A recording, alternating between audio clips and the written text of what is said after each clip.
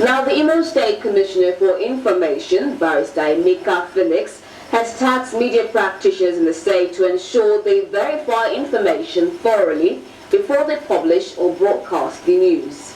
Ibilewe made the call in Owerri, the state capital, while addressing journalists from relevant media houses whose head of offices are within and outside the state. Is doing everything possible to rebuild Imo and does not want to repeat the mistake of the past.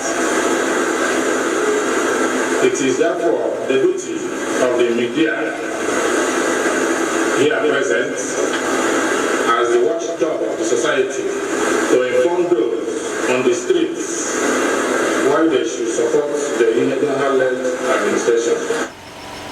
While speaking further, the Commissioner assured men of the Fourth Estate of the realm that the Ministry of Information and Orientation under his watch will do its best to partner newsmen by operating open door policy to enhance prompt access to information.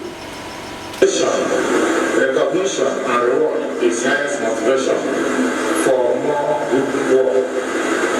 Therefore, my ministry will put in place an annual reward for the best reporter, the best editor, the best publisher, the best correspondent, and the best media house on the state government activities.